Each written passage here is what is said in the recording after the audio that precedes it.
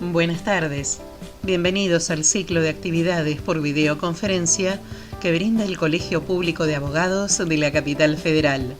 Hoy, como actividad organizada por la Comisión de Derechos de la Niñez y Adolescencia, contamos con los doctores Claudio Alejandro Belucio, Iris Marcela Testa y Claudia María Socorso, que nos hablarán del impacto post-pandemia en la órbita de niños y adolescentes.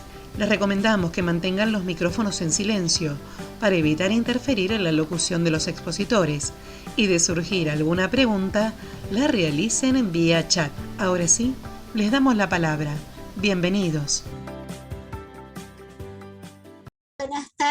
Buenas tardes colegas, buenas tardes a todos los asistentes, bienvenidos a esta charla que la organizó la Comisión de los Derechos de los Niños, Niñas y Adolescentes. Mi nombre es la doctora Lilian Sotelo y tengo el grato honor de hacer esta presentación de estos nuevos disertantes. Previamente, la doctora Evangelina Antonelli va a ofrecer unas breves palabritas de apertura de este nuevo encuentro que tenemos a partir de este año, que hemos dejado un año muy difícil y entramos en un año nuevamente como para seguir tratando temas de interés para los niños, niñas y adolescentes. Doctora Evangelina Antonelli es coordinadora adjunta de la Comisión de los Derechos de Niñez y Adolescencia de nuestro colegio, así que le dejo unas palabritas a la doctora para que haga este pequeño acto de apertura. Doctora Antonelli, si es tan amable. Muchas gracias, doctora Sotelo. Buenas tardes a todos, ¿me escuchan bien? Bueno, exacto. En primer orden, dar las gracias, agradecer a todos los presentes, al Colegio Público de Abogados de Capital Federal por permitirnos esta oportunidad, a los miembros de comisión, a los expositores, y tal como lo dijo la doctora Sotelo, nada más que agradecer y decirles que disfruten. Estamos con el tiempito, hemos tenido un pequeño inconveniente, así es que gracias, buenas tardes, que disfruten, y bueno, que comience la mesa redonda. Muchas gracias, doctora Antonelli. Bueno, en este primer encuentro vamos a tratar el impacto post-pandemia en la órbita de los niños, niñas y adolescentes. Voy a ser absolutamente breve y le pido disculpas a los expositores por hacer un anuncio nada más de su gran currículo de cada uno.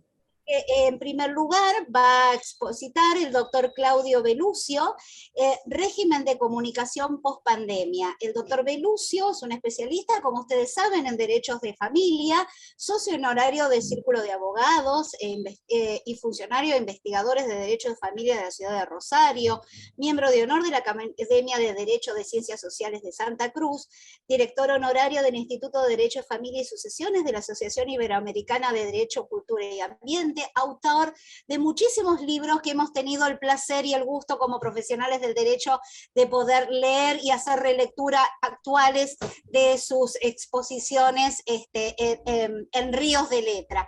Así que, doctor Belucio, lo invito a usted a iniciar esta charla, y a todos los aquí presentes, como ha anunciado, como se ha escuchado cuando se abrió esta mesa redonda, los invito a que hagan las preguntas por medio de chat. Cuando al fin de la exposición de cada uno de los disertantes, vamos a elegir un par de preguntas para que los puedan, conversar o por lo menos contestar. Así que les agradezco y les pido disculpas, generalmente quedarán algunas preguntitas pendientes, pero como siempre estamos nuestra comisión a disposición de todos los presentes para hacer alguna pregunta. Doctor Belucio, bienvenido, muchísimas gracias. Como miembro también de nuestra comisión, le damos esta bienvenida, así que lo escuchamos con atención. Muy amable, doctor. Bueno, muchas gracias por la presentación, doctora. Buenas tardes a todos y a todas los que están participando de esta reunión. Si me permiten, voy a compartir pantalla con el PowerPoint. A ver, un minutito. Así lo empezamos desde el inicio.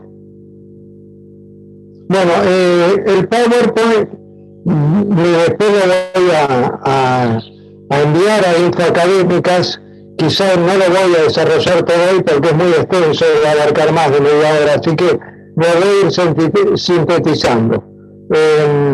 Bueno, para entrar en el tema, pues ya todos los colegas no están adentrados en el tema, tengo que hacer una breve introducción y decir que el Código Civil y Comercial de la Nación contempla el régimen de comunicación solo en 2 artículos, es algo llamativo, pero solo en 2 artículos, y estos 2 artículos, que siempre lo remarco, están dentro del título del cuidado personal del niño. No tiene ningún artículo para contacto paterno o materno filial. Sí tiene para parientes y para las sanciones ante el incumplimiento. Pero es raro que no tenga un título aparte. Pero bueno, lo contempla el artículo 652, que establece que en el supuesto de cuidado atribuido a uno solo de los progenitores, el otro tiene derecho y deber de fluida comunicación con el hijo.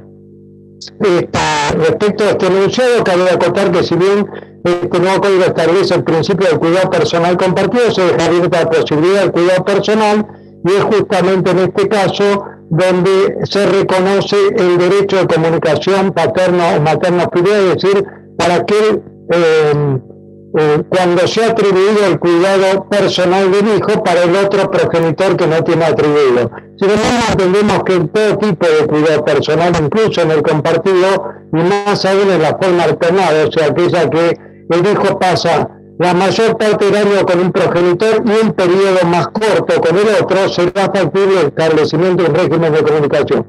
Más allá que el código dice en el cuidado personal unilateral, también en el compartido, porque no va a poder esperar el progenitor si está 6 meses y 6 meses con cada uno de los progenitores. En esos 6 meses que no convive con él, el progenitor tiene derecho a contactarse y comunicarse con el hijo.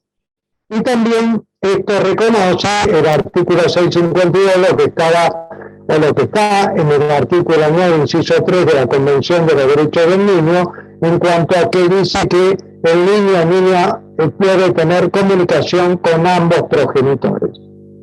La comunicación y el contacto paterno o materno filial también se contempla en el artículo 653, en el artículo siguiente del código, al que hemos enunciado recientemente, y esta norma dispone que se otorgará preferencia para el cuidado del hijo al progenitor que facilite el derecho a mantener un trato regular con el otro progenitor. Son las 2 únicas normas que hacen referencia al contacto filial de los progenitores con el hijo. Después tenemos de los parientes y las sanciones, pero son las 2 únicas normas. Y este precepto que se va a otorgar cuidado preferencia para el cuidado personal del hijo, y acá tiene que ver con el cuidado unilateral del hijo, al que facilita el derecho a mantener un trato regular con el otro progenitor. O sea, se va a otorgar el cuidado unilateral del hijo a aquel progenitor que se compruebe o que acredite, o que ya se haya acreditado prácticamente en la práctica, que facilita el contacto con el otro progenitor y al contrario no lo ha impedido. Bueno, y vamos a entrarnos en el tema. Esta fue una breve introducción. A partir de la pandemia del COVID-19 se afectó notoriamente el régimen de comunicación en nuestro país, y las medidas de aislamiento social preventivo y obligatorio, lo que se conoce o se conoció como ASPO, impactaron notablemente la comunicación paterna o materna filial.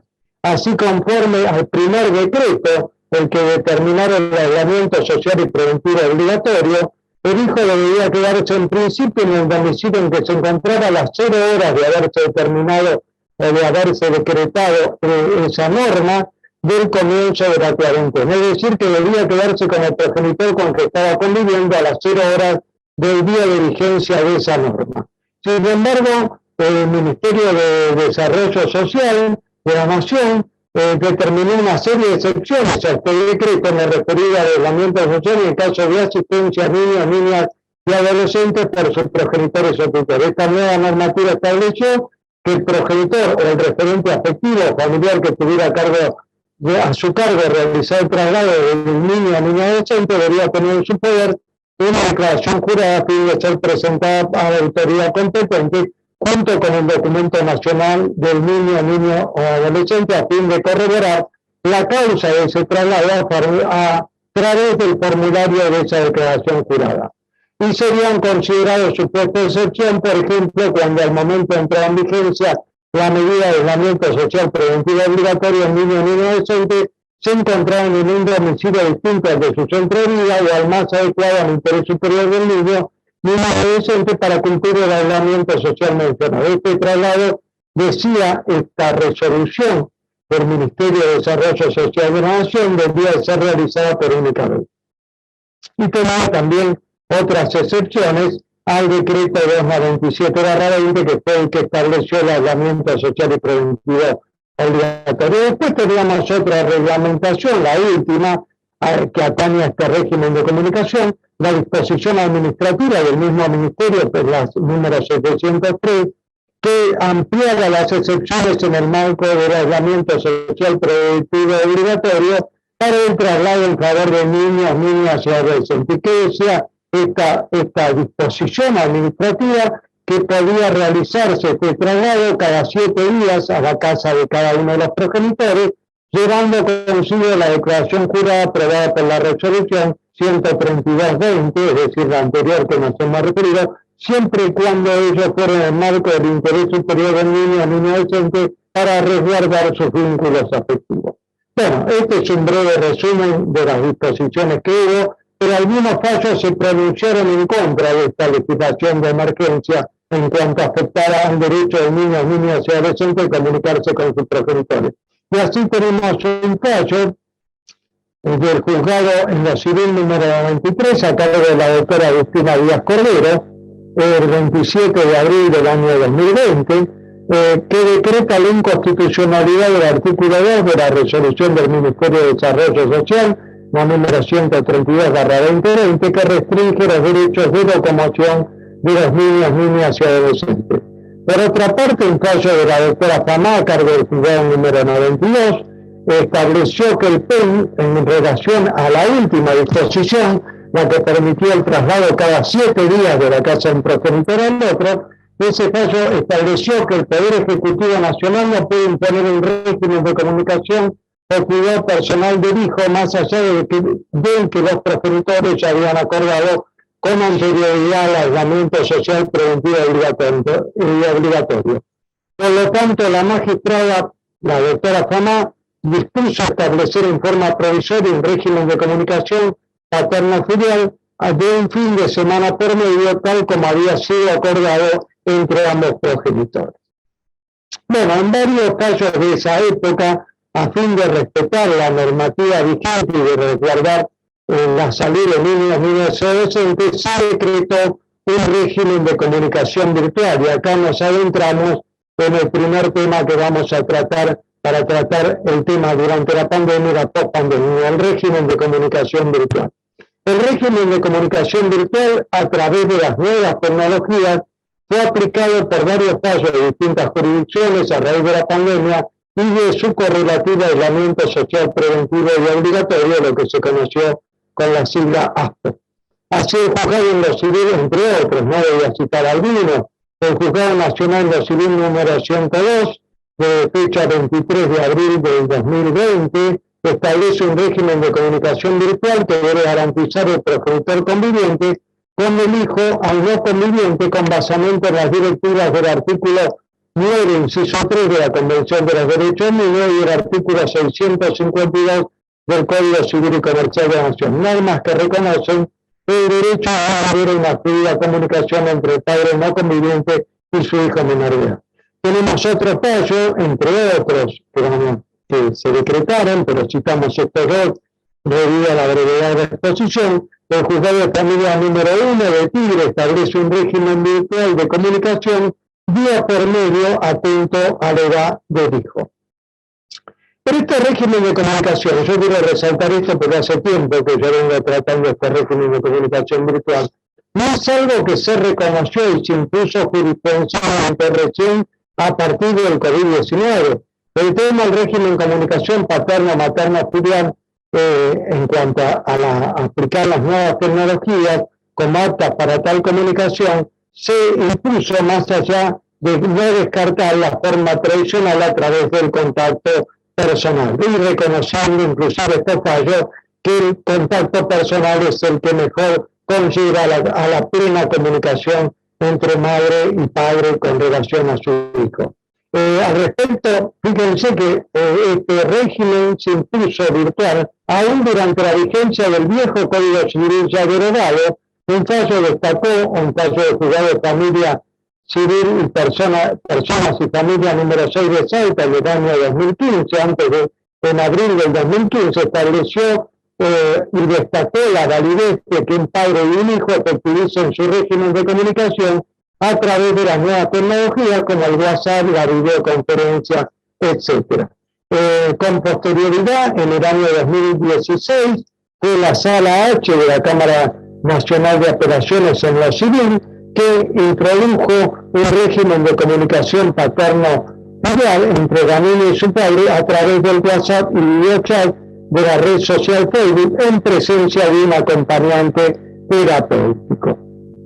El régimen de comunicación, y esto va a la pospandemia, ya no a la pandemia, seguirá utilizándose pospandemia en determinados casos para paliar la imposibilidad del régimen presencial. O sea, cuando sea imposible, y acá es que dado el traslado del progenitor no conviviente con el hijo a otros países, generalmente por cuestiones laborales, o el traslado del hijo junto a la progenitora que tiene su guarda, por lo general por los mismos motivos, a puntos geográficos alejados para su residencia habitual, se ha planteado cómo mantener en esos casos la comunicación paterna o materno-filial.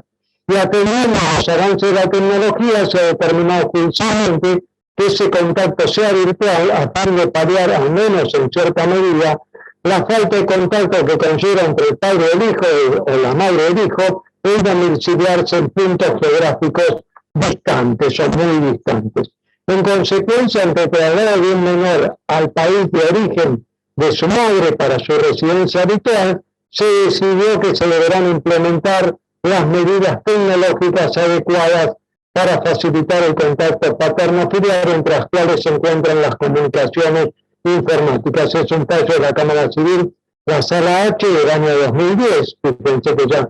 Y hay un fallo provincial, un fallo del juez Duto, del Tribunal Colegiado número 5 de Familia, que creo que, si no me equivoco, es el primer fallo, donde del año 2008, fíjense que esto viene de tiempo atrás, donde creo, si no me equivoco, por lo menos los fallos publicados, el primero, donde se establece, y acá no era el caso común, donde se decreta el contacto virtual o la comunicación virtual, no era la madre que se iba con su hijo a residir a otro país, era la madre, era un padre que se había venido a España después del desmembramiento familiar o la separación familiar y no había tenido más contacto con su hijo. Entonces la madre se presenta en el juzgado competente y solicita que se le fije un régimen de comunicación. En ese momento tendríamos que hablar del régimen de visitas, como lo denominaba el anterior código, virtual, y por lo tanto el juez Duto, a cargo del juez previniente, es un tribunal colegiado de 3 miembros, pero el juez que previne, el juez Duto, el tribunal colegiado de familia de Rosario número 5, en el año 2008, establece que este señor tiene la obligación de contactarse con su hijo días martes y jueves, si mal no recuerdo, creo que era de 18 a 20 horas, o sea, con día y horario determinado, y la compra de la cuestión informática para que el hijo se conecte va a ser a cargo de este progenitor que reside en España. O sea, que es un fallo que establece el primer fallo, pero en un caso totalmente distinto al que por lo general se imponen estas comunicaciones virtuales, que se van a seguir imponiendo. Y acá tenemos los fundamentos del fallo, y siempre estos fallos remarcan que no va a ser igual que una visita, una comunicación presencial, pero es para paliar por esta falta de distancia que haya algún tipo de comunicación. No obstante, algunos fallos han denegado el traslado, a pesar de que se ha propuesto, la madre que se quería ir con el hijo de la hija había propuesto que el contacto no se interrumpiera y siguiera a través de comunicaciones virtuales, y en estos casos entendieron algún fallo, como el de la Cámara de lo Civil, la Sala G, que no era suficiente con garantizar ese contacto virtual y por lo tanto iba a quedar la comunicación entre padre e hijo totalmente desmembrada, desarticulada, y por lo tanto no autorizaron su salida al exterior del país. También tenemos la Sara G, también en un fallo posterior, también tuvo la misma tesitura.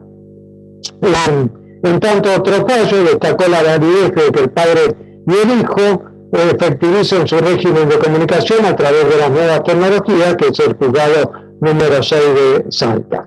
Y un juzgado de familia de Quilmes es un fallo inédito. Acá el que se quería ir era el hijo, era un chico que cursaba en un colegio divino de Quilmes, y le daban la beca para estudiar en Inglaterra, en un colegio inglés, terminar el secundario por su buen rendimiento, y es el propio hijo el que pide. La madre era una colega nuestra, la que la patrocina, el padre se opone, y finalmente el juzgado interviniente hace lugar a la demanda, es decir, la demanda la hace el hijo con representación de la madre, pero sin embargo la madre tiene que, dice, una vez efectivizada la erradicación de los términos de madre, deberá denunciar en auto el número telefónico del celular que utiliza su hijo en Inglaterra y todo otro dato que contribuya a facilitar la comunicación con su progenitor. Es decir, la madre tenía que comprometerse a garantizar la comunicación por medios electrónicos. Bueno, por ello, ante determinadas circunstancias, más allá de la pandemia del COVID-19, podemos concluir en este tema de las comunicaciones, del contacto virtual, que se seguirá implementando este tipo de comunicación virtual entre padres e hijos. El otro tema que vamos a seguir viendo post pandemia es el incumplimiento del régimen de comunicación. En la actualidad es uno de los temas inherentes al derecho de familia que con mayor asiduidad se verifica en la práctica tribunalicia y que lamentablemente se seguirá dando post pandemia del COVID-19. Y esto siempre lo destaco, hay incumplimiento no solo cuando no se cumple en absoluto el régimen de contacto y comunicación fijado judicialmente o acordado entre las partes, sino también cuando se cumple solo en parte o se cumple mal. O sea, el progenitor que va a retirar al hijo de la casa con el cual convive con el otro progenitor a cualquier día y horario, lo está incumpliendo mal ese régimen de comunicación. O lo reintegra, en vez de reintegrarlo un domingo a la noche, se lo sigue el pernocte con él y lo llama directamente al colegio a la mañana y a la escuela. Eso está mal porque se estaba fijado que lo tenía que reintegrar un domingo. Y lo mismo para la madre, que a veces deja ver al hijo y a veces no lo deja ver. O sea, no son incumplimientos totales, pero son incumplimientos parciales. Y también los incumplimientos son de parte de los dos progenitores, tanto el que cumple mal el régimen de comunicación que lo tiene establecido en su propio beneficio, como el que no permite que el régimen de comunicación se cumpla y es el conviviente con el hijo. Y hay distintas sanciones. Después les voy a intraacadémicas voy a acompañar este párrafo. No puedo nombrar todas, pero me interesa nombrar algunas. Hay intimaciones judiciales antes de adoptar estas sanciones. Lo que sí hay que resaltar que hay una imposibilidad de la ejecución forzada del régimen de comunicación. Y acá es un tema no menor, porque no tenemos, como en la cuota alimentaria ante el incumplimiento, la posibilidad de ejecutar forzadamente esa cuota alimentaria. Acá la ejecución forzada se va a arrancar, en el caso de un impedimento de contacto, arrancar a ese hijo por la fuerza pública para entregárselo al progenitor que tiene en su propio beneficio ese régimen de comunicación y posibilitar. Eso sería psicológicamente y hasta físicamente inaplicable para este hijo de estos hijos. Por eso tenemos mayor dificultad que en otras situaciones o en otras obligaciones emergentes de las relaciones familiares, como por ejemplo la cuota alimentaria impaga, porque no tenemos esta gran posibilidad, que es lo primero que tenemos que adoptar ante un incumplimiento dentro del derecho de familia, que es la ejecución forzada del incumplimiento que se ha producido y que se había decretado por sentencia judicial o acordado entre las partes. Por eso tenemos ahora un fallo que reconoce un fallo del año 2017 de la Cámara de Operaciones en lo Civil y Comercial Laboral de Minería de Neuquén, donde dice que no se puede hacer esta ejecución forzada en materia de régimen de comunicación y por lo tanto tenemos que aplicar medidas que en cierta manera vengan a paliar esta falta de ejecución forzada. Algunas pueden ser intimaciones combinatorias, o sea, no la medida aplicada, por ejemplo, bajo apercibimiento de modificar el régimen de comunicación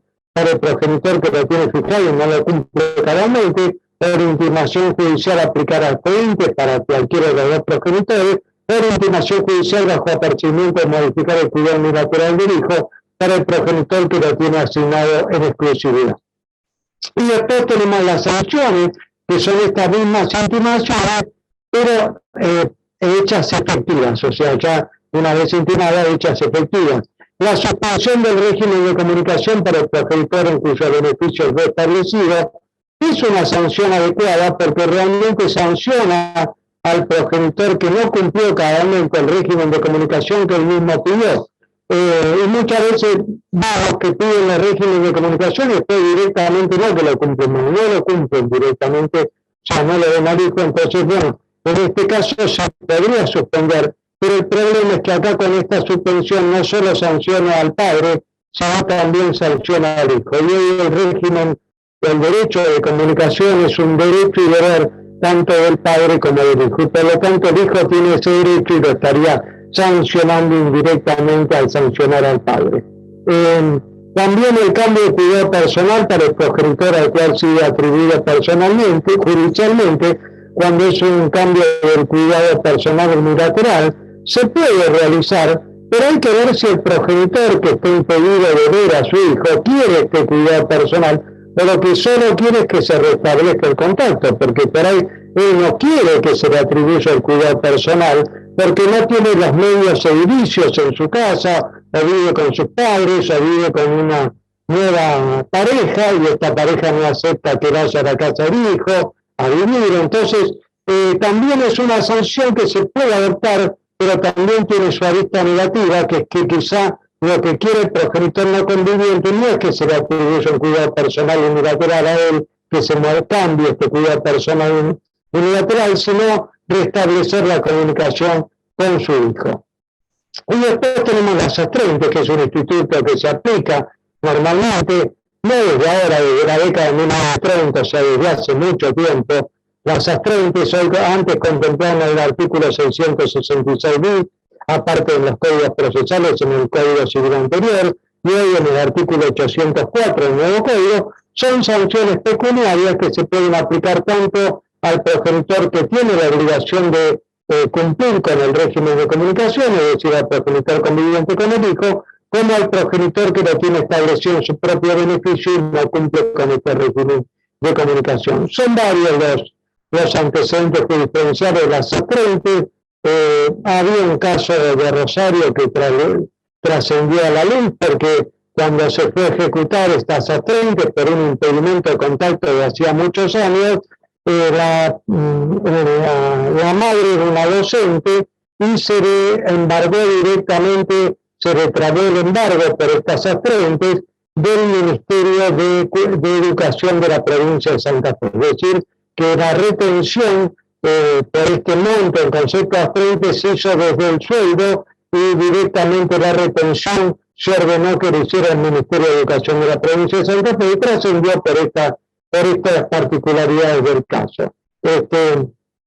Tenemos también una medida más reciente del año 2019 del Juzgado de Familia número 2 de Tigre, donde se impuso estas sanciones combinatorias, es decir, las astrentes, por el incumplimiento de un régimen de comunicación y por lo tanto se resuelve hacer efectivo el apercibimiento dispuesto oportunamente y condenar al progenitor a ganar parte actora la suma equivalente a 150 JUS por 15 días de incumplimiento, por 10 JUS de multa por cada día de incumplimiento.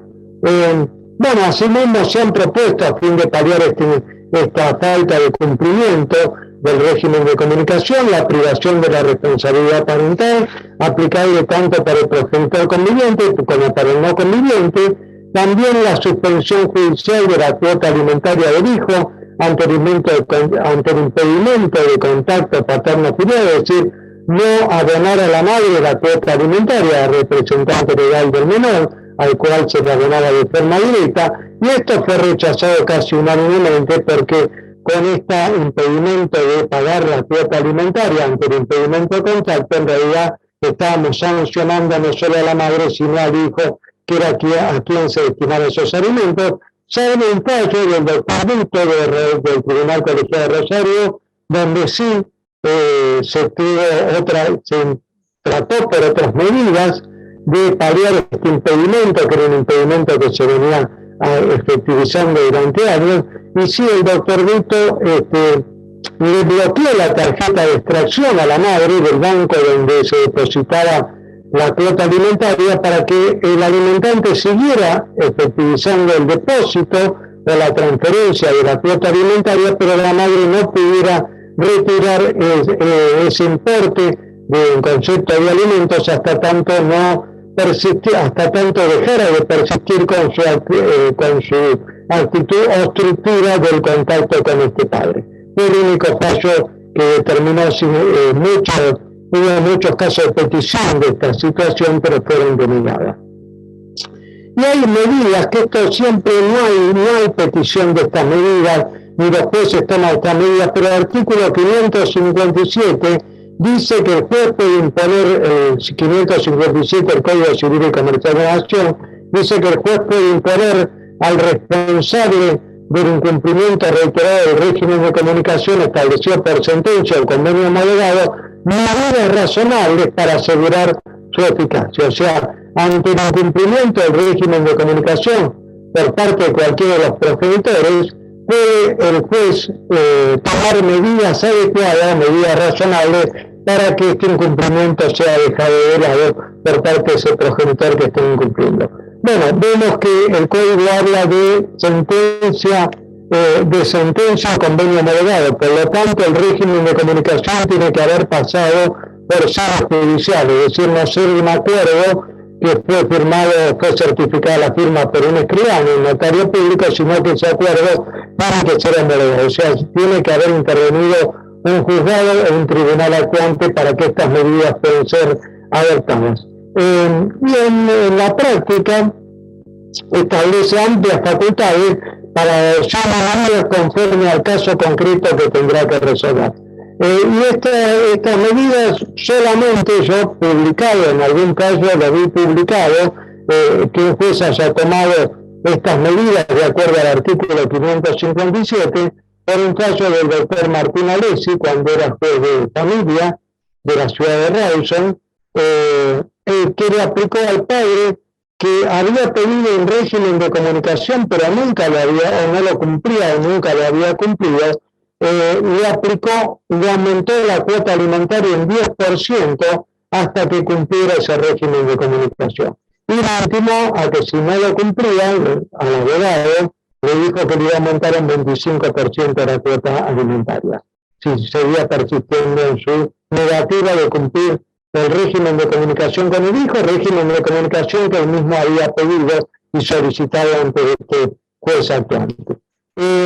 Bueno, hay algo que quiero resaltar, y es que esto post-pandemia yo creo que lo vamos a ver cada vez más, que se ha reconocido el daño por el impedimento de contacto paterno-filial. Son dos fallos del año pasado, donde de hace breve tiempo, donde eran dos padres que estaban impedidos del contacto con sus hijos, y en los dos casos, más allá de las medidas que se han adoptado para revertir este impedimento, se determinó el daño ante el impedimento de contacto paterno-filial.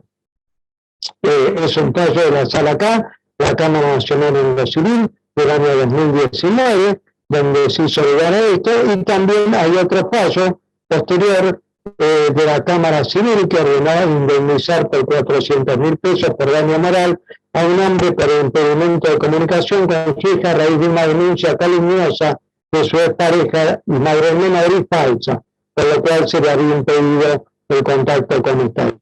En este caso, también la Cámara Nacional de Apelaciones, la que con posterioridad al primer fallo, esta también es del 2019, vuelve a fijar un daño, en este caso un daño moral, en el anterior caso no solo un daño moral, sino también psíquico, que determinó la Cámara de Apelaciones, y en este caso un daño moral por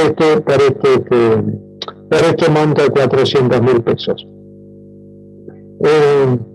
Y bueno, es un antecedente que por ahora se reconocieron a los padres no convivientes con el hijo ante el impedimento. Yo querría ver, como pasó en Uruguay hace algún tiempo, en alguna situación, algún fallo que reconozca el daño moral, quizá en la post-pandemia lo empecemos a ver este tema, que reconozca el daño moral al hijo cuando al revés, no fue la madre la que impidió el contacto, sino fue el padre que pidió un régimen de comunicación y nunca lo cumplió. O sea, ya había un caso del año 2004 en Montevideo, Uruguay, donde se sufrió esta situación una persona cuando era adolescente, y cuando llega a la mayoría de edad, una moral porque el padre se desatendió totalmente de él y ni tan siquiera tenía contacto con él a pesar de tener un régimen de comunicación fijado. Por lo tanto, se le reconoció a esta persona ya mayor de edad el daño moral y psíquico producido por su padre al no querer tener contacto con él. Todavía nosotros no tenemos un caso similar, pero creo que en la post-pandemia, al abrirse esta brecha de los daños por el impedimento de contacto en el régimen de comunicación, la podremos ver. Y con esto concluyo, porque ya va siendo mi tiempo, el otro tema que vamos a ver en la post-pandemia, porque hay fallos de estos días que están dando cuenta de esto, y este es un tema que viene de vieja data también, es el traslado del niño adolescente de su residencia habitual para fijar otra residencia en otro lugar de considerable distancia geográfica respecto a la anterior.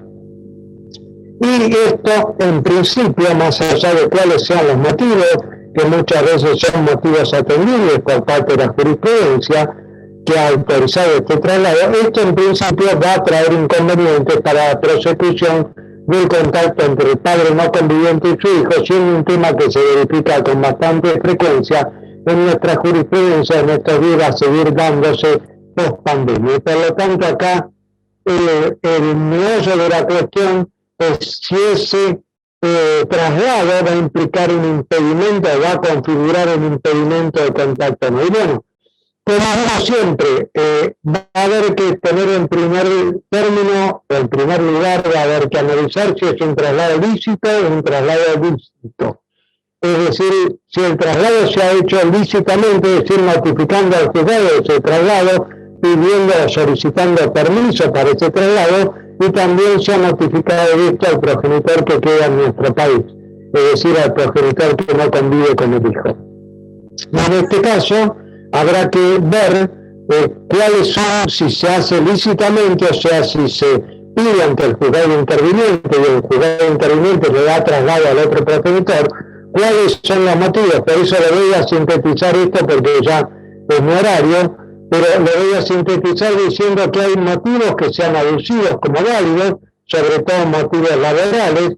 Muchas veces cuando ya han dado casos, cuando el progenitor no conviviente que tiene el derecho de comunicación no cumple con la cuota alimentaria fijada y la madre no tiene trabajo y le surge un trabajo en otra provincia distante o en el exterior del país, y por lo tanto por motivos laborales en esos casos han sido aceptados. O cuando el hijo tiene que realizarse un tratamiento de salud que no es posible realizarlo en nuestro país. Entonces hay que atender a los motivos, habrá que atender a si ese traslado es permanente o es por un tiempo limitado, si el hijo puede volver cada tanto al país, si el padre tiene los medios para trasladarse a otra provincia. Son un montón de circunstancias que habrá que ver para autorizar o no ese traslado. Y también... doctor Evoluz, sí. Discúlpeme la interrupción, yo le agradezco, le pido disculpas, pero lo invitaría a ir cerrando el tema. Sí. Sin duda nos va a quedar todo abierto porque es interesantísimo escucharlo, y desde ya seguramente va a haber otra oportunidad más para explayarnos, pero sí le damos la posibilidad a la doctora Testa de que continúe la charla. Muchas gracias. Muchas gracias por la atención. Muchas gracias. Muchas gracias. Doctor Belucio. Lo invito a decir las últimas palabras para que usted pueda cerrar este pequeño charlita que hemos tenido hoy. Durante la post-pandemia se van a reiterar lamentablemente, y estamos saliendo ya de la normalidad, las comunicaciones y los contactos paterno-filiales, pero van a seguir dando estas problemáticas que se venían dando antes de la pandemia, y quiero resaltar que este contacto virtual, sobre todo, no va a terminar con la pandemia, sino que se va a seguir extendiendo como el incumplimiento y como el tema del traslado del niño adolescente a otra provincia o a otro país. Con esto cerramos. Muchísimas gracias, doctor Claudio Belucio.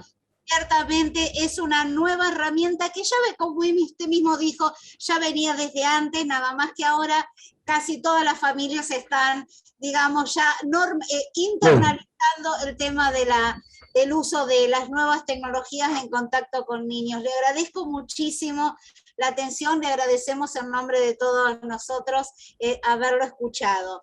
Seguidamente voy a invitar a la doctora Iris Marcela Testa, abogada también, profesora de Ciencias Sociales, licenciada en Gestión en Instituciones Educativas, estudiante de Psicopedagogía, que nos va a ofrecer una charla sobre derecho a la salud versus derecho a la educación.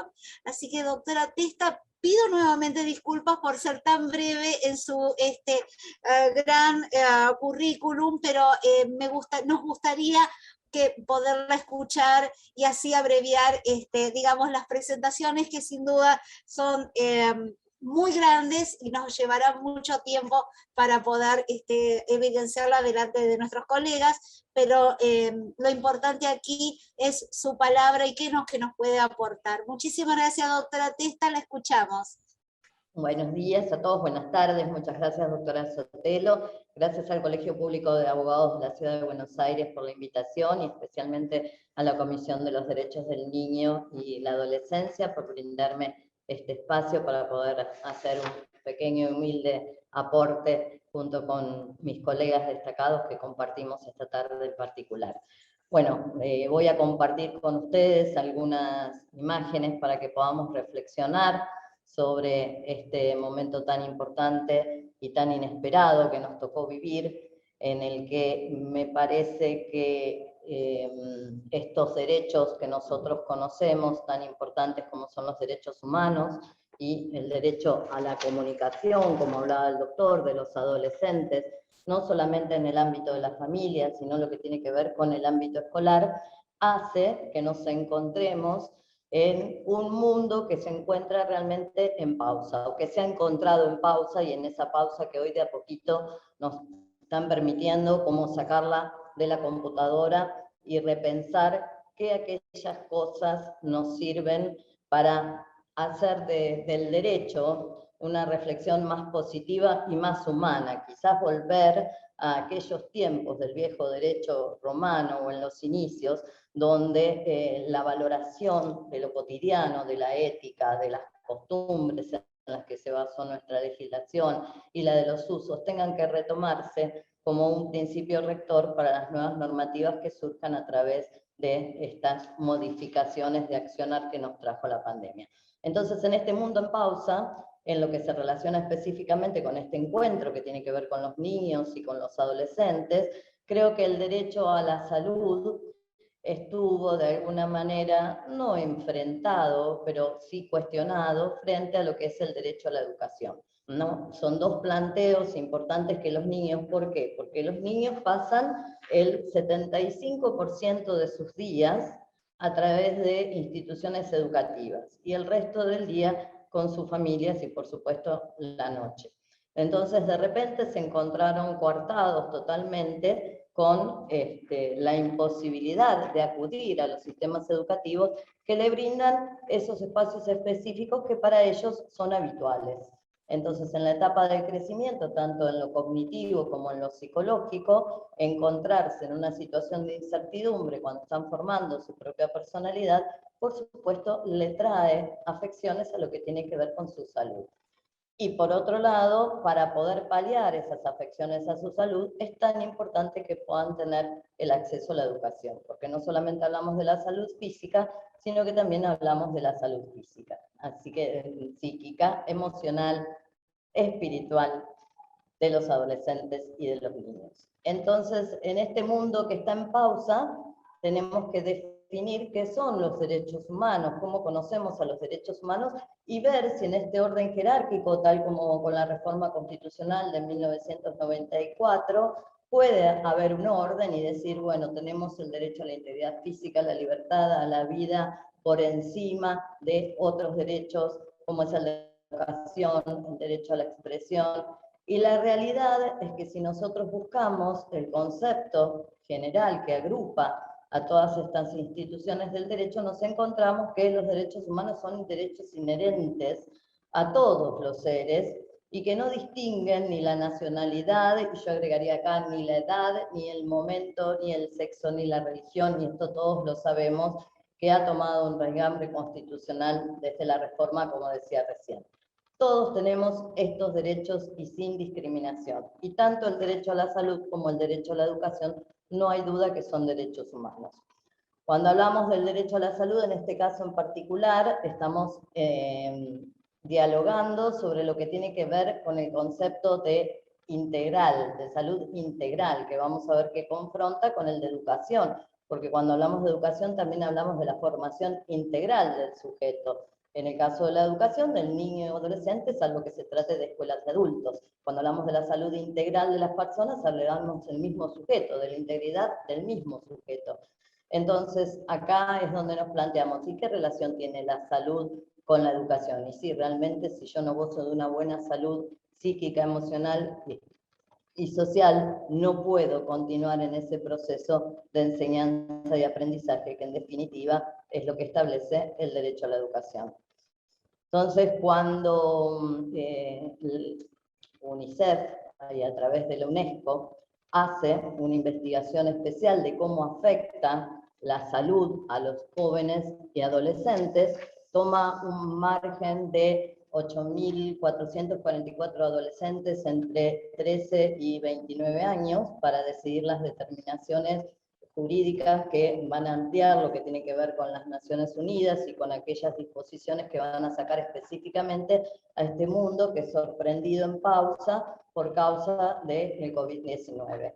Y nos encontramos con porcentajes que realmente son interesantes, porque más allá de que afectan a la salud mental de los adolescentes y de los jóvenes, vamos a encontrar que la solución para estas afecciones la van a acceder a ella a través del sistema educativo. Y uno diría, ¿cómo puede ser? Y es así, por lo que venimos hablando desde el principio. El 75% del tiempo que invierten los jóvenes y los adolescentes es en la educación. Ustedes fíjense que, tal como hablaba recién el doctor Belucio, en este mundo en pausa, nosotros tuvimos que rever la comunicación entre las familias, entre los padres, o sea que ni siquiera los niños podían salir de sus casas para ir a ver a sus padres que se encontraban en una situación de divorcio con un régimen de visita permanente que tuvo que ser revisto frente a esta situación. Entonces, en esta comunicación también está la escuela, en un menor grado, por supuesto, que la familia, pero es el lugar donde ellos están acostumbrados a visitar diariamente. Así que la comparación en sí nos demuestra la necesidad de los chicos de salir frente a las dos cuestiones más importantes que tienen, que es el contacto con sus progenitores con los que no conviven y el contacto con los educadores, que son los que están a diario con ellos, trabajando con sus actividades. Entonces, bueno, esto surge, como les decía, de una encuesta específica que se hace a través de UNICEF, que después va a ir publicando a través de la UNESCO, que nos habla de que dentro de 8.444 jóvenes, un 27, entre 13 y 19 años, un 27% manifestó que a partir del tercer mes de aislamiento social obligatorio empezó a tener graves síntomas de ansiedad. Un 15% de jóvenes y adolescentes comenzaron a tener depresión, y la razón por la cual aluden esa depresión y esa ansiedad tiene que ver con la falta de una actividad habitual y con las situaciones económicas. Es increíble que se ponga al mismo nivel el hecho de que la depresión y la ansiedad de los jóvenes se genera por las dificultades económicas que comienza a existir en los hogares, en este mundo quizás medio individualista que ellos están viviendo, donde la mirada de afuera es tan importante en cuanto a lo que tienen o no tienen, y que en el mismo lugar de importancia hayan puesto la necesidad de hacer actividades habituales, cuando sabemos que a los niños o adolescentes les decimos hoy es feriado, no tenés que ir a la escuela, y quizás a veces saltan de alegría, pero cuando esto se transforma en algo cotidiano, genera todo lo contrario, ansiedad y depresión, conforme los estudios que nosotros podemos ver acá. Por otro lado, la necesidad más grande que empieza a aparecer en los jóvenes casi adultos es esto de la incertidumbre del futuro, porque pasados 6 meses de la pandemia y no teniendo una solución y no sabiendo cuándo van a poder reintegrarse a esas actividades diarias, jóvenes que estudian o jóvenes que trabajan, comienza el tema de la percepción frente al futuro. Y esto hace que las enfermedades emocionales o psíquicas que tenían hasta el momento se transformen en debilidades de defensa, haciéndolos más propicios a poder sufrir la enfermedad de COVID-19 y aumentando justamente luego de estos 6 meses ampliamente los casos de mortalidad en todo el territorio de Latinoamérica y especialmente en nuestro país, donde nos parecía que había algo tan alejado que estaba en Europa y que empezamos a reaccionar que nosotros también estamos y que los casos comenzaron a aumentar de un día para el otro. Entonces, esa incertidumbre frente al futuro que veían como bien proyectado, seguro y cercano, hace que esa ansiedad y esa depresión se transformen en enfermedades mentales mucho más graves. En este sentido, el 73% de estas personas que han sufrido esta ansiedad y esta depresión y estos problemas psicológicos han buscado ayuda en distintos lados. En primer lugar, en un 50% se acercaron a hospitales donde buscaron asistencia no solamente desde la salud física, sino también desde la salud psicológica. Un 26% buscaron una asistencia en el culto que practicaban, en la fe que ellos tenían, tratando de acudir a aquellas instituciones que también tuvieron que cerrar sus puertas a causa del COVID.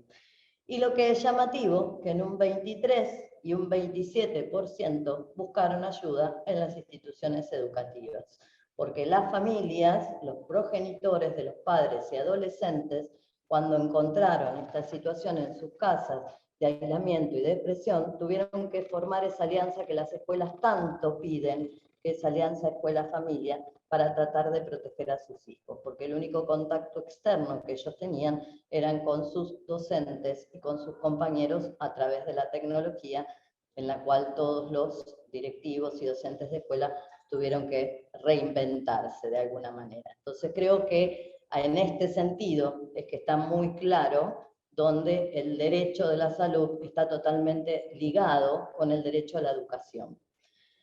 Para eso tenemos que plantearnos un poquito qué es la educación también, porque así como se ha modificado la Constitución Nacional en el año 94, la Nación Argentina, a través de la Ley Nacional de Educación en el año 94 y 95, ha cambiado el concepto de lo que tiene que ver, y no es solamente la formación integral del alumno, y es acá donde vamos a empezar a aportar una solución a estos problemas de salud tan importantes que nos encontramos con las ansiedades, las depresiones, ¿sí? Y hasta graves situaciones de intentos de suicidio, que es casi de un 0,2%, que parecería poco, pero es mucho, en los adolescentes entre los 15 y los 19 años de edad. Entonces, si vamos a lo que es el derecho a la educación, la Declaración Universal de los Derechos Humanos, dice que la educación es un derecho, lo reconoce tanto como el derecho a la salud, como un derecho humano fundamental. Entonces, ¿cómo hacemos para poner uno arriba del otro? Que es lo que venimos planteando desde el inicio, ¿no es cierto? Habla de que es una herramienta, la herramienta más poderosa que en este momento tenemos también para abatir los problemas de salud o de enfermedades sociales. porque el vínculo que une, independientemente de la clase social o la actitud que uno tenga, o las características étnicas o el lugar donde vive a las personas, a los niños, es la educación.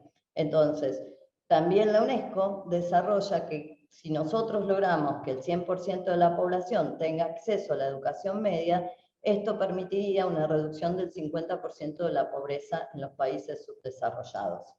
Por lo tanto, vuelvo a insistir que nunca quizás nos pusimos a pensar lo importante que era para el derecho a la educación, y si siempre se analizó más el derecho a la vida. Bien, entonces, ¿hay una jerarquía entre estos dos derechos? Sí, bueno, vamos a investigar un poquito en lo que tiene que ver con nuestra doctrina, y en este caso vamos a citar al doctor Miguel Ángel Exmejian, quien dice que cada derecho subjetivo, en este caso el derecho a la salud y el derecho a la educación, es la cobertura jurídica de un valor. Por eso hablábamos al inicio de esta charla de cómo los usos y las costumbres que van formando la ética y los valores son fuente del derecho, y que quizás después de esta pausa que nos está poniendo la pandemia tengamos que recurrir a ellos nuevamente como fuente para establecer las nuevas normativas. Entonces, ¿por qué? Porque ya sabemos que cada derecho humano protege un valor. Y ese valor en sí, lo que nos dice el doctor Exmejian, es qué pasaría si lo sacamos de la sociedad. Entonces, supongamos que nosotros hablamos del derecho a la salud y el valor que estamos protegiendo es el valor a la vida. Entonces, ¿qué pasa si sacamos el valor a la vida, el valor por la vida del otro y el valor por nuestra propia vida de la sociedad? La sociedad, por supuesto, no podría existir. Si hablamos del derecho a la educación, tendríamos que sacar el valor de lo que tiene que ver con el aprendizaje, el valor de lo que tiene que ver con la formación del otro, el adulto hacia el niño, como el adulto, y ya nos estamos extendiendo de las instituciones educativas, porque el aprendizaje es constante dentro de la familia. ¿Podríamos tener adultos sin normas de aprendizaje?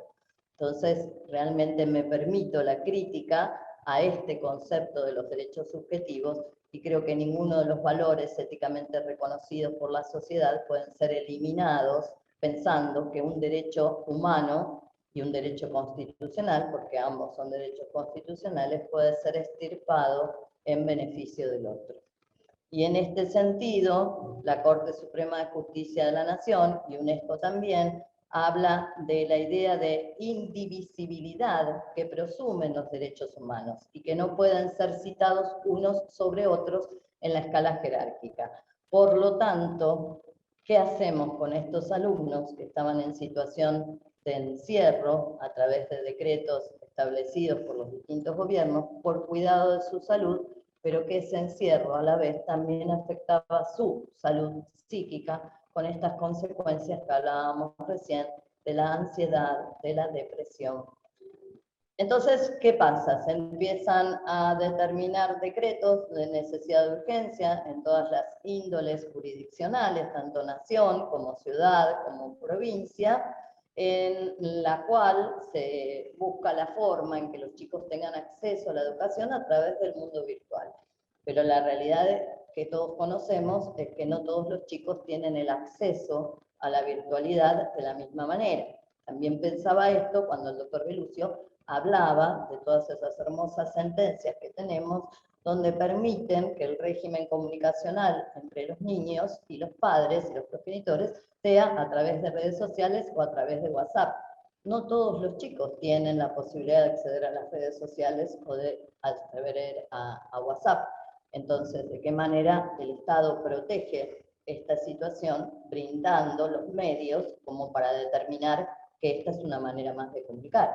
Entonces aumentamos, y acá aparece en juego otro derecho fundamental, que es el derecho a la igualdad. Aumentamos la diversidad. Entonces, si la salud está tan comprometida desde lo psíquico y lo emocional y lo social, ¿qué garantías, más allá del encierro, el cuidado, porque el encierro es para el cuidado de la salud física, está dando el Estado para el cuidado de la salud emocional, para el cuidado de la salud psíquica? Bueno, cito UNESCO acá, donde dice que los derechos humanos constituyen un concepto integral, único e indivisible, en el que las diferentes categorías de los derechos se encuentran necesariamente interrelacionados e interdependientes. Por lo tanto, ambos derechos están interrelacionados y ambos derechos son interdependientes. Por supuesto que no se iban a hacer locuras en ese momento y permitir que los niños accedan a las instituciones educativas si en ellas no se encontraban los protocolos específicos para el cuidado de su salud física. Entonces, en los que había que empezar a trabajar, fundamentalmente, era en esto. Pero no poniendo la responsabilidad específicamente en las instituciones educativas, sino en los órganos de control que permitieran que las instituciones educativas pudieran tener todas las medidas de seguridad posibles para el reingreso escalonado de los alumnos a las escuelas. Bien, frente a todo esto nos replanteamos qué es la educación, qué es educar, porque necesitamos la presencialidad para educar. Sí, la presencialidad se necesita para socializar, la presencialidad se necesita para contener. Pero si nosotros pensamos que hoy la educación es la simple transmisión de contenidos enumerados en un currículum, no estamos hablando del derecho a la educación, sino que estamos hablando del derecho a la información, de brindarle al alumno información. Y eso no es educar. Educar es un acto de amor y es un acto de valentía. Cuando hablamos de un acto de amor, no hablamos de decirle al alumno te quiero mucho, o como la vieja historia que decimos la maestra es la segunda mamá. Hablamos de un acto de pensar en el prójimo como un sujeto de derecho, al cual hay que escucharlo, al cual hay que motivarlo para poder combatir estos problemas de la salud psíquica, al cual hay que tolerar, y cuando hablamos de tolerancia mutua, quizás resulte una palabra muy pesada, muy fea, pero realmente tolerar tiene que ver con ponerse en el lugar del otro y entender el adulto que brinda ese aprendizaje, que no es ni un niño ni un adolescente, y muchas veces se pone a la altura del niño y del adolescente. Entonces, que si nosotros como adultos estamos utilizando el Zoom y no sabemos utilizar la tecnología, tenemos que tener mucho valor para decirle al alumno o al niño que nos ayude. ¿Por qué valor? Porque hay que correrse de ese lugar de asimetría, de pedestal del docente que está por arriba del alumno. El docente no está por arriba del alumno, el docente no transmite información, el docente es un contenedor de la formación integral de la salud del alumno. Entonces, fíjense si frente a semejante compromiso no se trata de un acto de amor o de un acto de valor. Por supuesto, hay toda una normativa atrás que nos dice cómo debemos educar. Pero justamente esa normativa que hoy tenemos atrás y que ha cambiado desde el año 95 con la Ley Nacional de Educación, nos dice que lo que hay que educar hoy es en capacidades y habilidades, y no ser meros transformadores de la información, porque para eso está la tecnología, donde los chicos saben acceder mucho más fácil que los adultos que estamos acá. Por lo tanto, hay que repensar el proceso de educación, o qué es la educación. Y para esto lo define muy claramente la ley 26.206 en su artículo 8, donde nos dice que la educación brindará las oportunidades necesarias para el desarrollo y fortalecer la formación integral de las personas a lo largo de toda la vida. Por lo tanto, no se termina cuando los alumnos terminan el 5º año o el 6º año del secundario.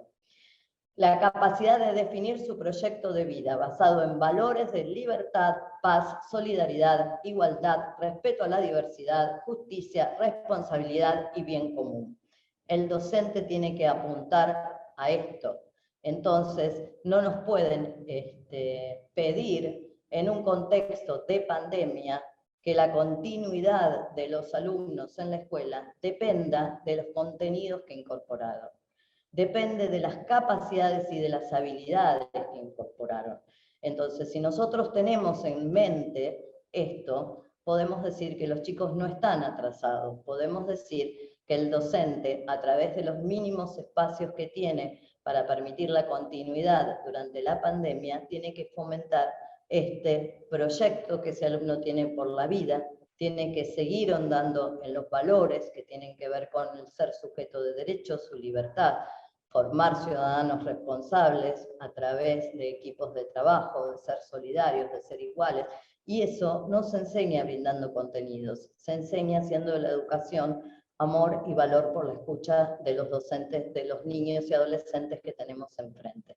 Así que tranquilamente durante la pandemia podía existir una continuidad sin necesidad de que el alumno tocara un libro que sea meramente de contenidos. Bien, conclusiones para ir terminando y poder darle espacio a la doctora. La educación presencial es necesaria, no hay ninguna duda de eso, porque combate las enfermedades sociales de los alumnos.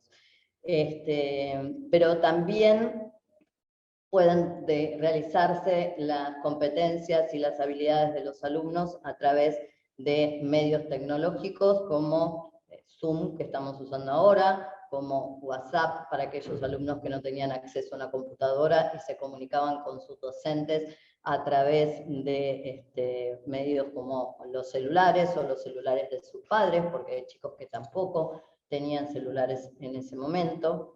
Y podríamos decir que en este 2020 que nos tocó de pandemia y en el 2021, tanto la educación pública como la educación privada, cada uno con los pocos recursos o muchos recursos que tuvo, que ya vuelvo a repetir esta diversidad que hay entre aquellos que tenían acceso, niños que tenían acceso a la tecnología y otros que no tenían acceso a la tecnología, se tuvieron que reinventar para poder transmitir esto que nos pide la Ley Nacional de Educación. Y fuimos los sujetos, por algo, los médicos en el derecho a la salud fueron los sujetos aplaudidos y por algo los docentes fuimos los sujetos a los que las familias acudieron frente a las primeras inestabilidades psíquicas o sociales de sus hijos. Queda claro que ambos derechos se articulan, queda claro que ambos derechos se nutren y que son una alianza inseparable que tiene que ver con el bienestar general.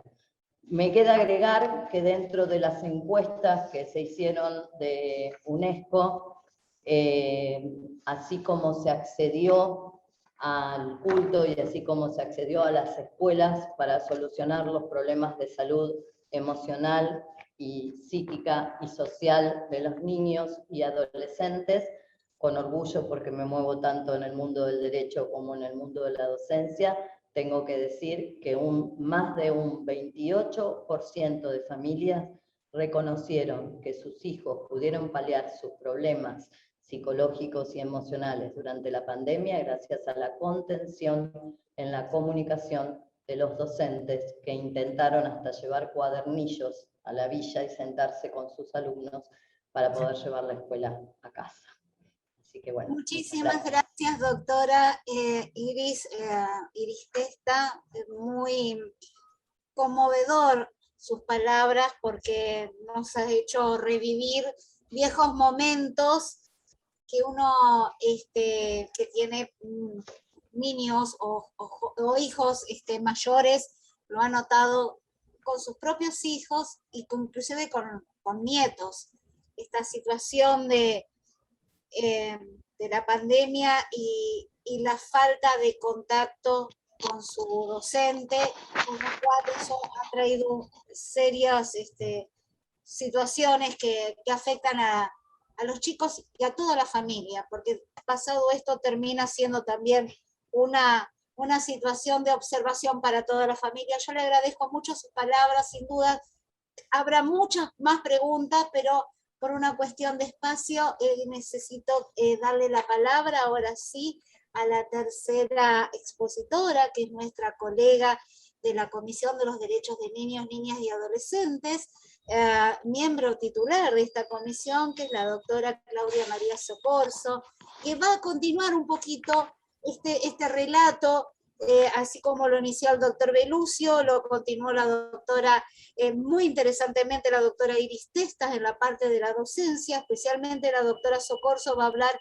el impacto de la tecnología en el ámbito educativo y social de adolescentes y niños.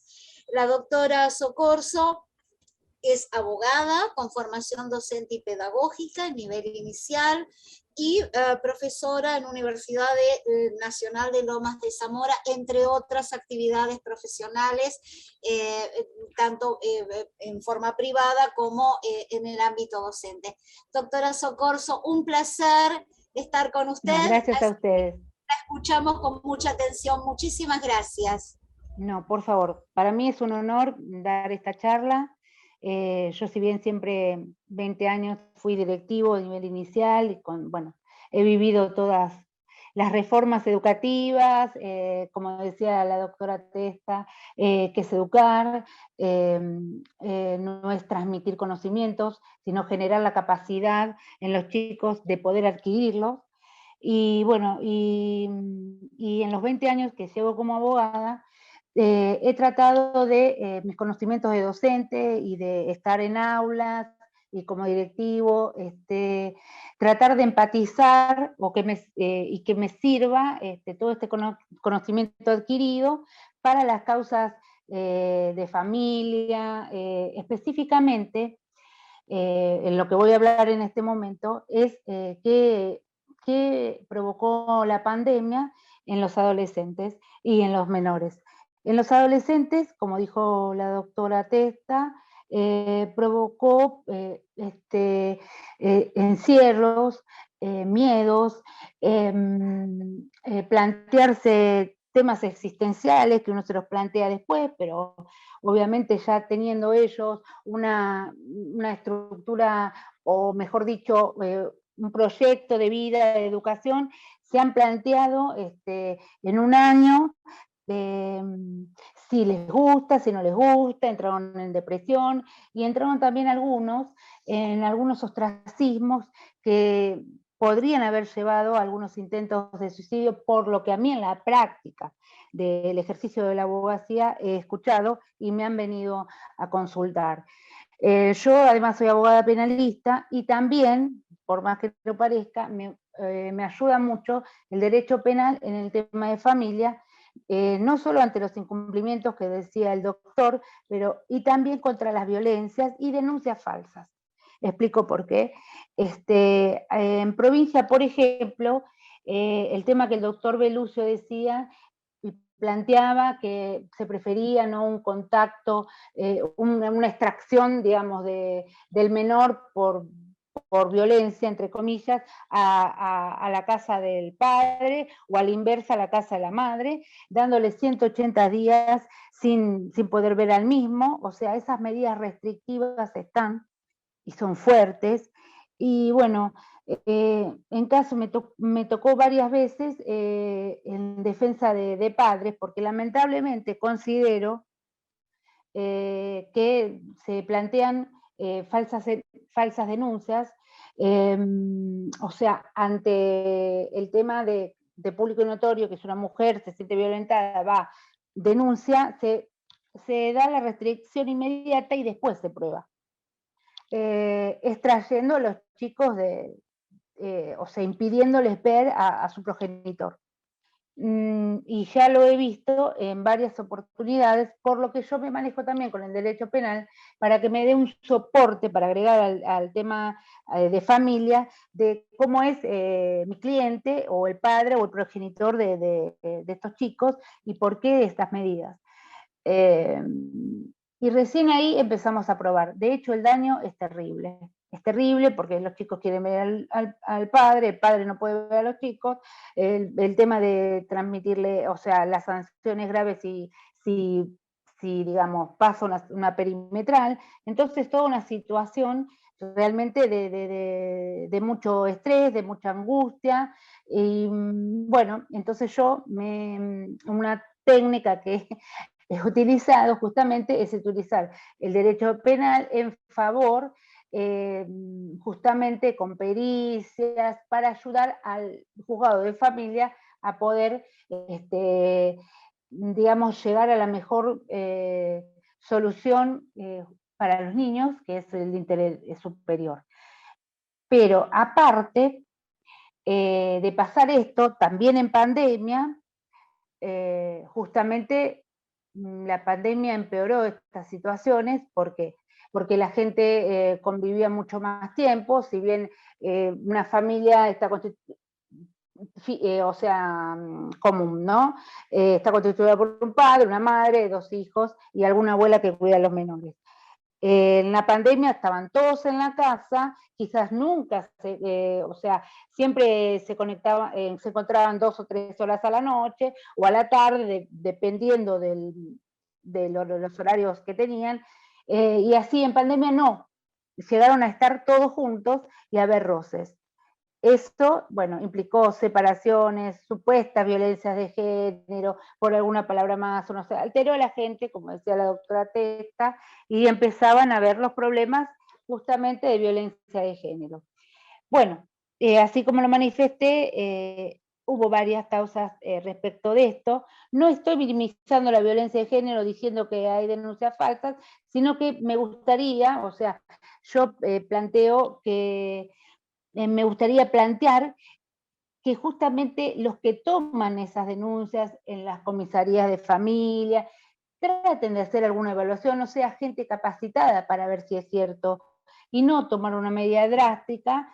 También en Capital, en Cava, los 180 días aparecen así como si nada, y sin probar realmente si es verdad lo que dijo la parte, si digamos el progenitor generalmente, el varón realizó alguna amenaza o dijo, porque están, digamos, dañando en forma, digamos, irruptiva una familia, sacando al padre de la casa, 180 días, o sea, quedan en una situación atónita todos, viniendo con un estado de desesperación, por ejemplo, a mis consultas, ¿no? Que uno en un punto termina siendo abogado y psicólogo sin serlo, ¿no? Porque los tiene que escuchar. Y por otro lado, con respecto a los adolescentes, sí he tenido muchas consultas, justamente como abogada, aunque no parezca, con el tema de que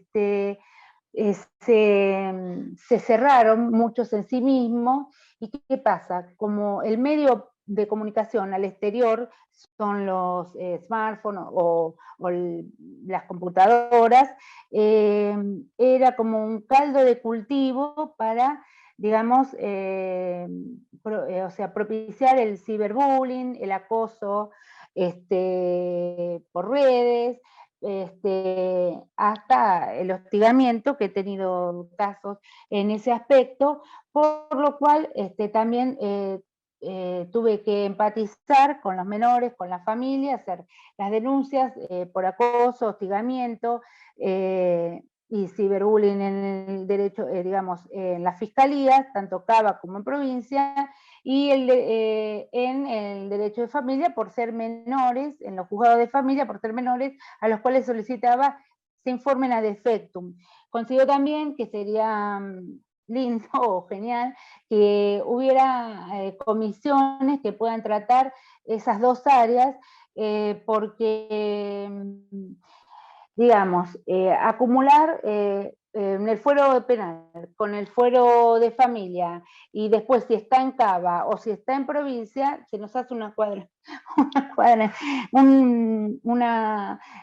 digamos, una triangulación que a veces no es tan efectiva. Tendría que haber algo, porque nosotros somos, como se generó en el AMBA, como se generó en la pandemia, el AMBA, ¿no? Entonces, considero que también tendría que haber algo que confluya a todos y no estar bollando en todos lados, que eso también afecta. Uno quiere dar una solución y no la puede otorgar, entonces tiene que inventar, digamos, formas de actuar, o sea, no inventar el proceso, sino llevar a los jueces con los escritos o demandas, a que se comuniquen entre sí, por este momento ad efectum, y por los medios se ha logrado empezar a llamar por teléfono, por WhatsApp, por Zoom, que tomen una resolución adecuada, porque mientras pasa el tiempo se agrava la situación, y no se puede encontrar, digamos, directamente, o sea, no se puede sancionar ni al delito ni proteger a la víctima. O sea, la pandemia provocó mucho daño en este punto, porque los adolescentes justamente estaban a punto de salir a la vida, como se dice, a los proyectos de facultad, o conocer más gente, o hacer intercambios, y se vieron coartados, bueno, sus deseos, y además mucho miedo por sus padres, mucho miedo por sus abuelos, ese tipo de adolescentes. Y el otro tipo de adolescentes, digamos, que querían la libertad, por eso transgredían las normas, haciendo las fiestas, digamos, que estaban prohibidas. O sea, tanto para unos como para otros fue mucho el daño. Por eso también considero que la educación, o mediante el Zoom, como se ha hecho, como digamos, tanto en facultad y secundario, en el CBC, yo he notado que los profesores han contenido bastante a sus alumnos, dándole otros medios de comunicación, como por ejemplo su WhatsApp personal, o su correo, cosa que los chicos o los adolescentes pudieran hacer una consulta. Fue realmente un periodo bastante complicado, y creo que más allá de las carencias que tenemos, tanto, digamos, no estamos totalmente conectados todos, hay mucha voluntad de las partes en poder así hacerlo. Se han comunicado telefónicamente los profesores digamos, de la universidad, o bueno, eso me han comentado las madres de mis clientas, y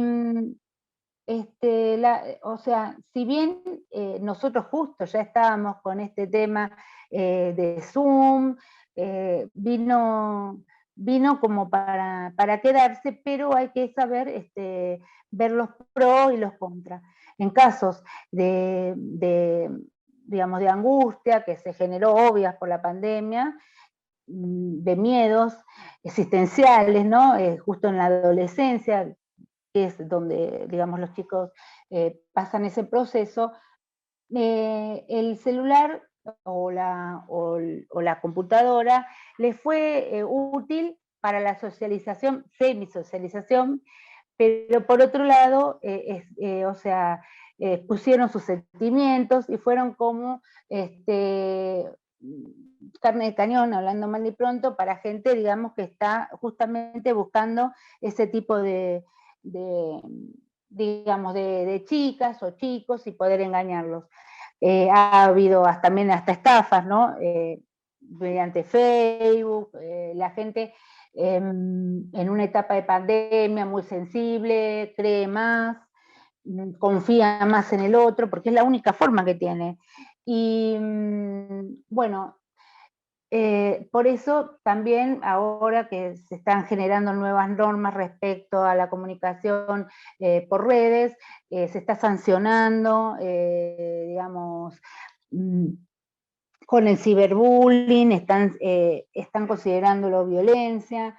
Es como, yo considero que esta etapa es una etapa de aprendizaje de todas las partes, de los docentes, de los abogados, de los chicos, digamos, de la gente. Nosotros nos sobrevino una situación que era más allá de nosotros, y tratamos de utilizar todos los medios como, digamos, que nos puedan, para que no perdamos el horizonte, y poder ayudar a nuestros hijos, a nuestros clientes, a comunicarse. Y ahora en la salida de la pandemia hay que coordinar también esta salida, digamos, ya que todavía no está terminada esta situación, y tratar de poner equipos. Logramos en la comisión con el doctor Trapan y con la doctora Evangelina y Lilian, que en las escuelas que puedan contener y que puedan denunciar situaciones feas que están pasando, así como está el equipo psicopedagógico o el equipo, digamos, de estimuladores, o sea,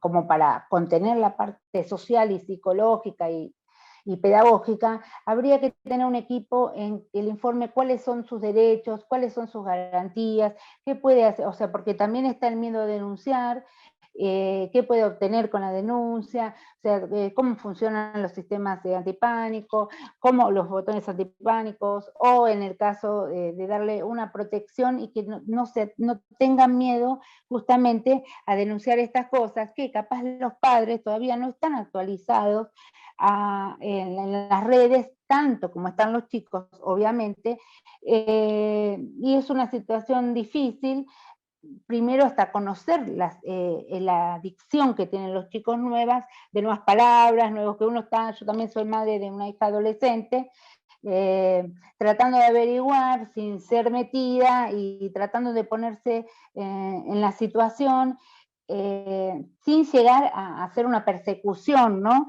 Pero estar al tanto de las nuevas códigos para poder ayudarlos, porque o sea, es un momento, o sea, se llegó a un quiebre, siempre hay un quiebre generacional, pero ahora es como que es más difícil porque nos cuesta entender el lenguaje y entender si están en problemas. Solo podemos ver, observar, bueno, con el ver y observar, a lo que voy es que hay que estar más atento, porque hay muchos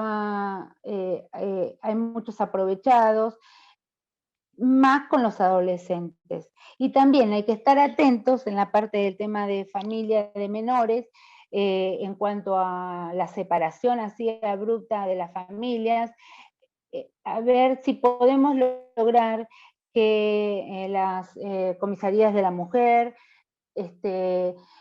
pueda haber gente más capacitada que pueda llegar a interpretar mejor una denuncia, o sea, obviamente que si viene una mujer golpeada y física o psíquicamente, la ve con una angustia, tienen que tomar un aislamiento, pero dar un periodo de prueba, o sea, para poder ver realmente si es verdad o no, o es semi-verdad, porque el daño que se hace a los chicos que no puedan ver 180 días a los padres es bastante severo, más allá que uno apele la medida, vaya a cámara, igualmente como están colapsados, el tema específicamente en familia, en provincia, la medida la sacan rápido de la prohibición de ver a los chicos y las perimetrales, pero después, en caso que no sea culpable el padre, ¿no? En la mayoría de los casos, el resarcimiento es poco, el daño ya se hizo.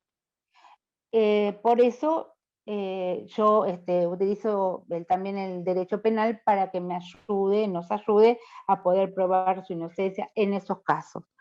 También hay casos que sí, que es verdad, pero la pandemia elevó toda esta situación, elevó las alegrías, elevó las tristezas, las angustias, por eso hay que estar atento uno como profesional, tener todas las herramientas para poder conocer qué herramientas tenemos para poder ayudarlos y poder guiar a nuestros clientes en la solución de estos temas que son complicados. Y respecto también al régimen de visitas, yo estoy hablando más la praxis, ¿no? He tenido causas en San Antonio de Areco, al principio de pandemia del 2021, del 2020, también de un impedimento de contacto de un padre que había viajado por trabajo al exterior.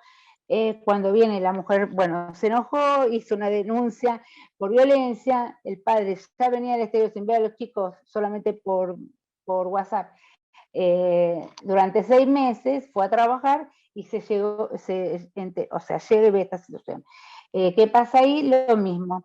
Entonces, bueno, he utilizado, digamos, todos los medios, fuero penal, fuero civil, familia, solicitando psicólogos, psicopedagogos, la nena tenía 1 año y 2 meses, y se llegó a un acuerdo de ver a la menor por videollamada, por WhatsApp. O sea, se logró justamente en los primeros meses de pandemia en San Antonio de Areco, porque por más que sea un pueblo, justamente la pandemia afectó, no sé si más en la primera instancia, con todo lo que eso conlleva, porque también necesitamos psicopedagogos, entonces tenían que estar todos hisopados, y bueno, es así los medios en época de pandemia, pero con todos los requisitos se logró, y luego se logró que pueda ver al padre en forma presencial 1 o 2 veces por semana.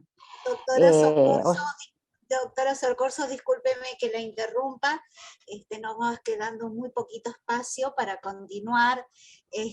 Lo cierto que lo hemos escuchado con atención, usted nos trajo la práctica de 1 año, o mejor dicho, 2 años de mucho, digamos, de mucha creatividad para los abogados, que la palabra es creatividad, pero también no solamente para los abogados, sino tomando lo que mencionaba la doctora Testa, la creatividad de los docentes, la creatividad de la familia, y tomando las palabras del doctor Belucio también, la creatividad de los juzgados. Es decir, la parte entre negativa y positiva. Creo que acá salió una nueva faceta, tal vez impensada, tal vez no estaba escrita en los libros, claro, no.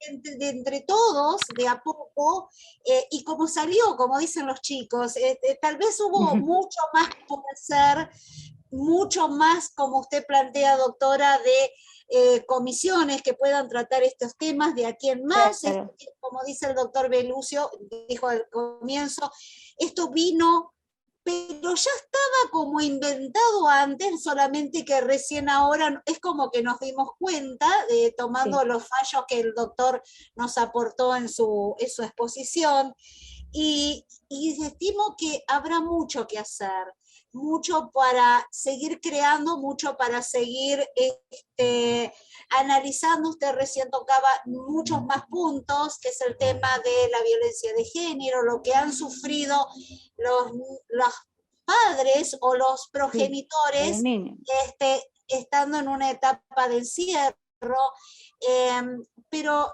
creo que debe haber herramientas que puedan abrir esos lazos y permitirnos seguir creando, especialmente en el ámbito, como decía la doctora Testa, en el ámbito de la educación, no solamente informativa. Tal vez los medios tecnológicos se acercan, faltaría algo más para que ese contacto no físico pueda transmitirse de una manera más cercana. Así que, doctora Socorso, sin duda, tanto como el doctor Belucio y la doctora Testa han ofrecido a nuestros invitados y aquí a los colegas presentes un esfuerzo de posibilidades en este primer encuentro.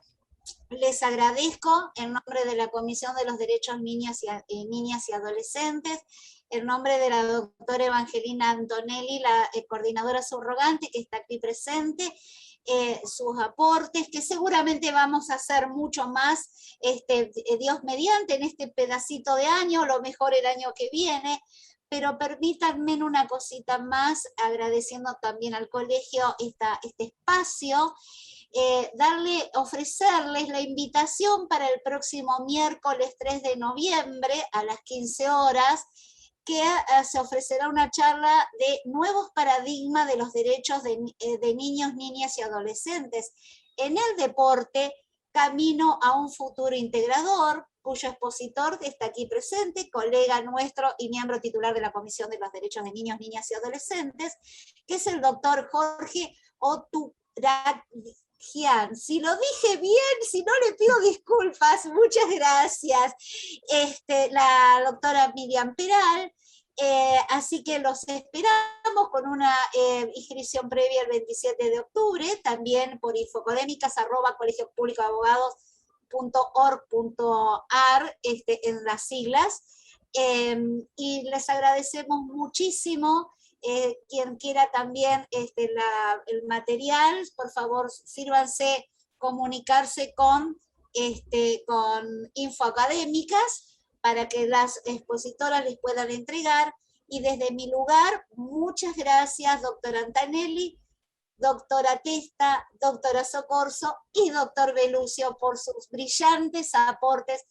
Sinceramente, gracias, y a los miembros presentes también. Si quieren agregar algo, están en su momento como para poder hacer este cierre. Los invito a dar alguna palabrita a alguno de los expositores. Liliana, a mí me gustaría agregar que empecé esta charla diciendo que el mundo está en pausa, ¿no? No que está paralizado, como dicen todos, el mundo se paralizó durante años. No, la pausa nos permite pensar, la tomamos cuando la necesitamos para el descanso y la tomamos para pensar. Pensemos una normativa diferente luego de todo esto. Pensemos en esa normativa tan necesaria que se tiene que volver a basar no tanto en el patrimonio, porque los derechos patrimoniales, aunque sean privados, creo que jerárquicamente no están más arriba que los derechos humanos, y pensemos en una normativa de trabajo en equipo permanente con todos los actores sociales que reivindiquen los valores éticos y todo lo que nos hizo ver este mundo que durante 1 año y medio, casi 2, nos estuvo en pausa, no parados, en pausa para pensar. Hacemos el pensamiento crítico. Doctora. Muchísimas gracias, muy valorizadas sus palabras. Doctor Belucio, ¿alguna palabra de despedida? No. Bueno, lo que usted dijo, creo que no, pero tanto los colegas como los magistrados se han adaptado a las circunstancias y han tenido una creatividad muy notable, muy notoria en muchos temas de derecho de familia. Nos tuvimos que adaptar a algunas circunstancias no previstas, y este tema que yo traté del derecho de comunicación realmente fue un tema que desde el principio me consultaron mucho, porque fue un tema en lo patrimonial, en otras cuestiones no tan importantes, pero en este tema sí realmente impactó mucho la pandemia y fue muy buena la creatividad, y no dije acá todos los fallos, pero también destaco fallos y relacionado con lo que dijo la doctora Scorzo, que utilizaron los medios electrónicos para zanjar los problemas del derecho de familia.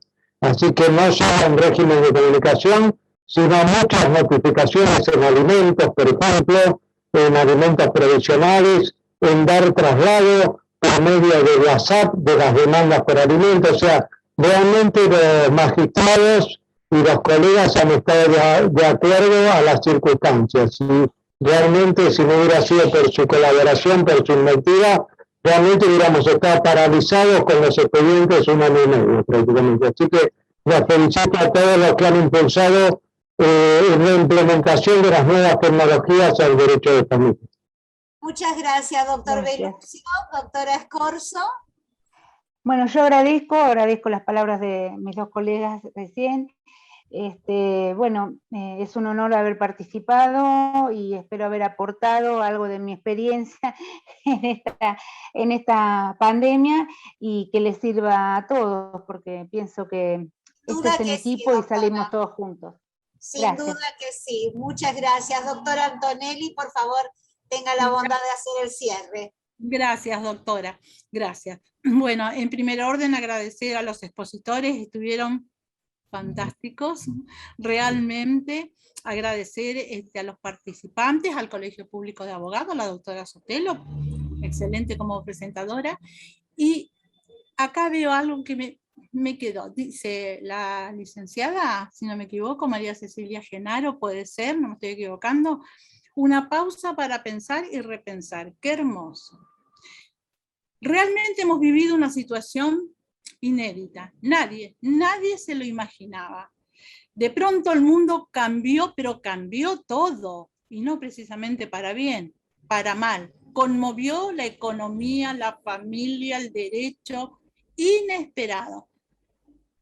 Pero esto lo voy a relacionar con lo que dice la Cecilia Genaro. Una pausa para pensar y repensar. Eso fue lo que nos presionó, nos llevó la pandemia. Una pausa mundial, donde tuvimos que, toda la humanidad en conjunto, tomarnos una pausa, pensar y repensar. Lo negativo, ¿para qué mencionarlo? Violencia, destrucción económica. Lo positivo, todo lo que desarrolló en cada uno de nosotros. En el ambiente de la docencia, yo tengo una hija universitaria, fue fantástico ver cómo los profesores universitarios, los docentes, la creatividad, cómo se manejaban, inventar. En el ámbito nuestro, el jurídico, hasta con los jueces, los empleados de los juzgados, fue pensar, repensar. Entonces, personalmente soy de las personas que piensa, bueno, no miremos lo que se perdió, miremos qué es lo que no quedó. Y ahí es donde yo relaciono con esto, pensar y repensar.